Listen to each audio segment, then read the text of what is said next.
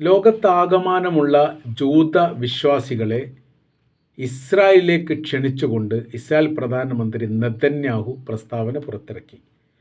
ചിതറിക്കിടക്കുന്ന ജൂത വിഭാഗങ്ങൾ ഏകോപിപ്പിച്ചുകൊണ്ട് ഇസ്രായേൽ എത്തണം എന്നുള്ളതാണ് ഗവൺമെൻറ്റിൻ്റെ കാഴ്ചപ്പാട് എന്നതിനാൽ ആ ദേശങ്ങൾ വിട്ടെറിഞ്ഞുകൊണ്ട് രാജ്യത്തേക്ക് വരണം എന്നുള്ളതാണ് പറയുന്നത്. അതിനാൽ ഇന്ത്യയിലുള്ള 5800 ജൂതന്മാർ ഘട്ടം ഘട്ടമായ രീതിയിൽ ഇസ്രായേൽ എത്തും എന്നുള്ള റിപ്പോർട്ടും പുറത്തു വന്നു. മിസോറാം, മണിപ്പൂർ പോലെയുള്ള മേഖലകളിലാണ് ഏറ്റവും കൂടുതൽ ജൂത വിശ്വാസികൾ ഇന്ത്യയിലുള്ളത്. അവർക്ക് വലിയ രീതിയിലുള്ള ഇളവുകൾ ജൂത സർക്കാർ, ഇസ്രായേൽ സർക്കാർ പ്രഖ്യാപിച്ചിട്ടുണ്ട്. വിസ സൗജന്യമായിട്ട് നൽകും, യാത്രാ ടിക്കറ്റ് നൽകും, തൊഴിൽ, താമസം, ഇൻഷുറൻസ് പരിരക്ഷ, സുരക്ഷാ സംവിധാനം അടക്കമുള്ള സർവ്വതും ജൂത വിഭാഗങ്ങൾക്ക് ഇസ്രായേൽ സർക്കാർ നൽകാൻ വേണ്ടി തീരുമാനിച്ചിരിക്കുന്നു. പ്രദേശം വിട്ടു പോകണം എന്നുള്ളതാണ് പറയുന്നത്. രാജ്യത്തേക്ക് തിരിച്ചു വരാൻ പറ്റാത്ത വിധം ആ രാജ്യത്തെ പൗരന്മാരെ ഇസ്രായേലി പൗരന്മാരായിട്ട് നിലനിൽക്കാൻ ആവശ്യമായിരിക്കുന്ന സഹായ സംവിധാനങ്ങൾ നൽകും. ഇവരെ വെസ്റ്റ് ബാങ്കിൽ താമസിപ്പിക്കാൻ വേണ്ടിയും തീരുമാനിച്ചു. വെസ്റ്റ് ബാങ്കിലെ ഗലീലി മേഖലയോടനുബന്ധിച്ചാണ് ഇവർക്ക് താമസ സൗകര്യങ്ങൾ ഒരുക്കുക. ജൂതന്മാരുടെ അന്താരാഷ്ട്ര സംഘടന ദി ജൂയിഷ് ഏജൻസി മാനേജ്മെൻറ്റാണ് ഈ പ്രവർത്തനത്തെ കാര്യമായിട്ട് നിയന്ത്രിക്കുന്നത്. അതിൽ 2 വിഷയങ്ങൾ രാഷ്ട്രീയ നിരീക്ഷകർ പറയുന്നുണ്ട്. 2023 ഒക്ടോബർ 7 ഹമാസ് ഇസ്രായേലിനെ ആക്രമിച്ചതിനോടനുബന്ധിച്ച് 10 മുതൽ 17% അതല്ലെങ്കിൽ 15 മുതൽ 37% ഈ ജൂത വിഭാഗങ്ങൾ മറ്റ് ലോക രാജ്യങ്ങളിലേക്ക് സുരക്ഷിതത്വമായിട്ട് ബന്ധപ്പെട്ട് പോയിട്ടുണ്ട് എന്നുള്ളതാണ്. ഇതിൽ പകുതിയിലധികവും മറ്റു രാജ്യത്ത് തന്നെ സ്ഥിരതാമസം നടത്തും എന്നും പറയപ്പെടുന്നു. കാര്യം ഭാവിയിൽ ഇസ്രായേൽ എന്ന് പറഞ്ഞ രാജ്യം സുരക്ഷിതമല്ലെന്ന ബോധ്യം അവിടുത്തെ ജനങ്ങൾക്കുണ്ടായിട്ടുണ്ട്. ഇപ്പോൾ വലിയ രീതിയിലുള്ള മുന്നേറ്റങ്ങൾ നടത്തുകയും ഗസയിൽ വലിയ രീതിയിലുള്ള ജനങ്ങളെ കൊലപ്പെടുത്തുകയും ചെയ്തിട്ടുണ്ടെങ്കിലും വരാൻ പോകുന്ന കാലങ്ങൾ ഇസ്രായേലിനെ സംബന്ധിച്ചിടത്തോളം വലിയ അരക്ഷിതാവസ്ഥയിൽ അവരെത്തും.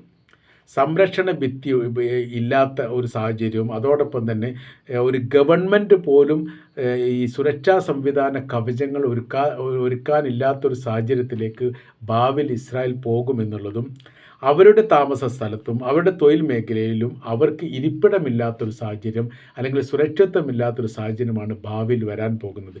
23 ലക്ഷത്തോളം പാലസ്തീനികളാണ് ഗസയിൽ മാത്രമുള്ളത്. അത്രയും ആളുകളിൽ 75,000 65,000 മുതൽ 75,000 ആളുകളെ ഇസ്രായേൽ കൊലപ്പെടുത്തിയിട്ടുണ്ട്. എന്ന് വെച്ചാൽ അവർ പറയുന്ന കാര്യം ഇങ്ങനെയാണ്: 23 ലക്ഷം പാലസ്തീനികളിൽ ഈ കൊല്ലപ്പെട്ട വിഭാഗത്തെ ശേഷിക്കപ്പെട്ടാൽ 22,25,000 പേർക്കും അതിൽ എത്രത്തോളമുണ്ടോ അത്രയും പേർക്ക് ഈ യുദ്ധവുമായിട്ട് ബന്ധപ്പെട്ട് മാരകമായിരിക്കുന്ന മാനസിക പ്രയാസം എന്ന് വെച്ചാൽ ഇസ്രായേലിന് മാപ്പ് നൽകാൻ പറ്റാത്ത വിധം അവരുടെ മാനസികാവസ്ഥക്ക് മാറ്റം വന്നിരിക്കുന്നു. അഥവാ ഭാവിയിൽ ഇസ്രായേൽ എന്ന് പറയുന്ന രാജ്യത്തെ ശത്രുവായിട്ട് കണ്ടിട്ടും അവിടുത്തെ ജനങ്ങളെ ശത്രുവായിട്ട് കണ്ടുകൊണ്ടുള്ള സമീപന രീതികൾ ഗസയിൽ നിന്ന് പ്രതീക്ഷിക്കാം എന്ന് പറയുന്നതിൻ്റെ അർത്ഥം ഇസ്രായേൽ ജനങ്ങൾ സുരക്ഷിതരല്ലാത്ത സാഹചര്യങ്ങൾ വരാൻ പോകുന്നുണ്ട് എന്നുള്ളതാണ്. ഈ കാര്യം മുൻകൂട്ടി മനസ്സിലാക്കിക്കൊണ്ട് പല ജൂത വിഭാഗങ്ങളും മറ്റ് ലോകരാജ്യത്തിലേക്ക് അഭയം തേടിപ്പോയ രീതിയിൽ പോവുകയും ഇരട്ട പൗരത്വമുള്ള നല്ലൊരു ശതമാനം ആളുകളും ഇസ്രായേലിൻ്റെ പൗരത്വം റദ്ദ് ചെയ്തുകൊണ്ട് യൂറോപ്യൻ പൗരത്വം അല്ലെങ്കിൽ അമേരിക്കൻ പൗരത്വം ഉണ്ടെങ്കിൽ അത് അംഗീകരിക്കുന്ന സ്ഥിതിയിലേക്ക് മാറുകയും ചെയ്യുന്നു. ഇങ്ങനെ സുരക്ഷത്തിന് വേണ്ടി നിൽക്കുന്ന ഇസ്രായേലിൻ്റെ സൈനികർക്ക് മാനസിക പ്രയാസമുണ്ടായി എന്നുള്ളത് ഒരു റിപ്പോർട്ടിനകത്ത് പറയുകയാണ്. അവരൊക്കെ വലിയ രീതിയിലുള്ള പ്രയാസം അനുഭവിക്കുന്നു. ഈ മേഖലയിൽ തൊഴിൽ വേണ്ട എന്ന് എഴുതി കൊടുത്ത ഒരുപാട് പേരുണ്ട്. തൊഴിലുമായി ബന്ധപ്പെട്ട വിഷയത്തിൽ ഇസ്രായേലിൻ്റെ IDF സംഘത്തിൽപ്പെട്ട പല ആളുകളും ഇസ്രായേൽ സർക്കാർ അറസ്റ്റ് ചെയ്ത് ജയിലടച്ച പ്രശ്നങ്ങൾ അതും നിലനിൽക്കുന്നുണ്ട്. അപ്പോൾ ഈ ഇസ്രായേലിനെ സംബന്ധിച്ചിടത്തോളം പാലസ്തീൻ്റെ മേഖലയിൽ നിന്ന് ഇസ്രായേലിന് നേരെ ഒരു ആക്രമണം ഇല്ലാത്ത സാഹചര്യങ്ങൾ സൃഷ്ടിക്കുക എന്നതിന് വേണ്ടിയിട്ട് വലിയ രീതിയിലുള്ള അരക്ഷിതാവസ്ഥയും വെടിവെപ്പ് പോലെയുള്ള വലിയ സംഘർഷാവസ്ഥയും എല്ലാ കാലങ്ങളിലും പാലസ്തീൻ്റെ മേഖലയിൽ ഇസ്രായേൽ ഉണ്ടാക്കിക്കൊണ്ടിരിക്കുന്നു. എന്നാൽ അവർക്ക് സമാധാനപരമായ രീതിയിൽ ജീവിക്കാൻ വേണ്ടി സാധിക്കാത്തൊരു പ്രയാസമുണ്ട്. അതുകൊണ്ട് കൂടുതൽ ആളുകളെ, അതായത് ജൂത വിഭാഗത്തിൽപ്പെട്ട കൂടുതൽ ആളുകളെ വെസ്റ്റ് ബാങ്കിൻ്റെ മേഖലകളിലേക്ക് താമസിപ്പിക്കാൻ വേണ്ടിയിട്ട് എത്തിക്കുക എന്നുള്ളത് ഇവർ ഇസ്രായേലിൻ്റെ ബാധ്യതയായിരിക്കുന്നു, അല്ലെങ്കിൽ ഇസ്രായേൽ അത്തരം നിലപാടിലേക്ക് മുന്നൊരുക്കങ്ങൾ നടത്തിയിരിക്കുന്നു എന്നുള്ളതാണ്.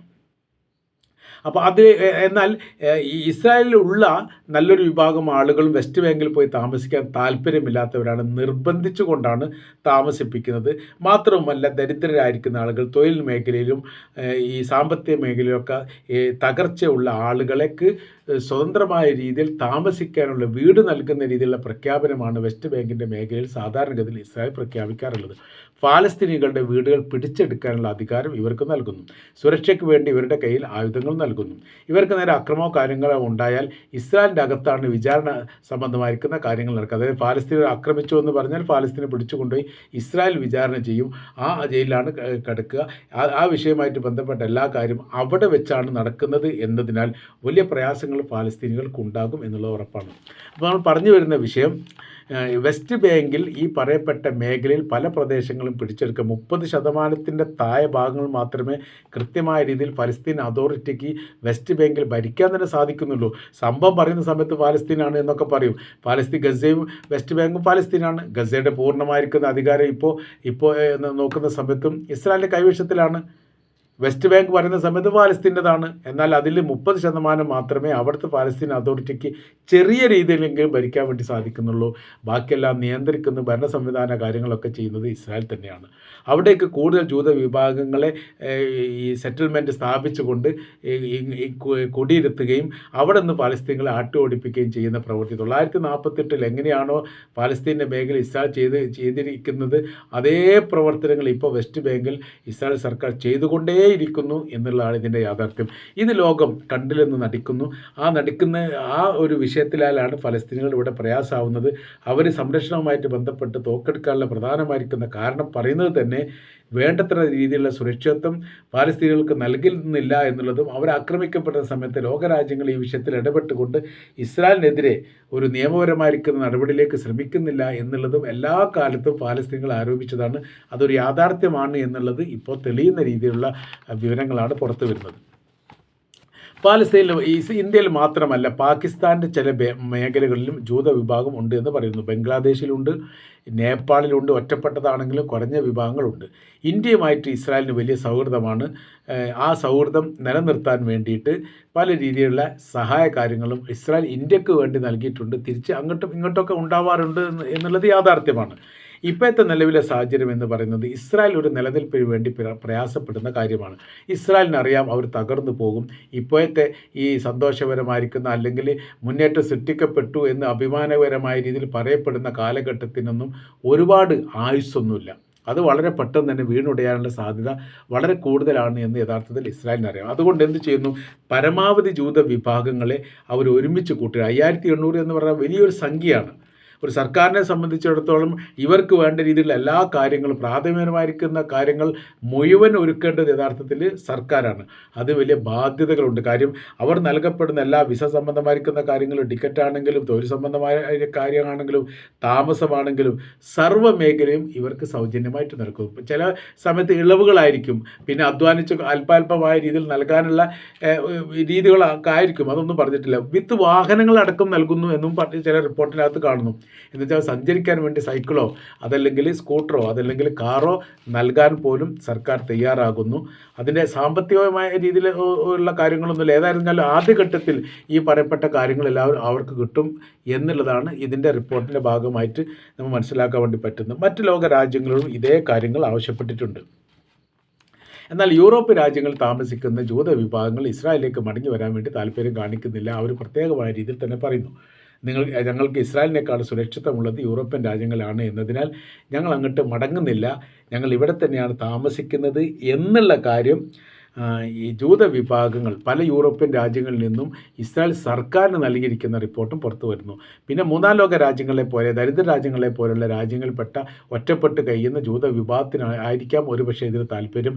എന്നാൽ വെസ്റ്റ് ബാങ്കിൻ്റെ ഭാഗങ്ങൾ, അതായത് ഫലസ്തീൻ്റെ ഭാഗങ്ങളിൽ ഈ പ്രദേശം കയ്യേറിക്കൊണ്ട് ആ പ്രദേശത്ത് വീടുണ്ടാക്കി താമസിക്കുന്നതിനോട് യോജിപ്പില്ലാത്ത ജൂത വിഭാഗങ്ങൾ ഉണ്ട് എന്നുള്ളതാണ് ഇതിൻ്റെ യാഥാർത്ഥ്യം.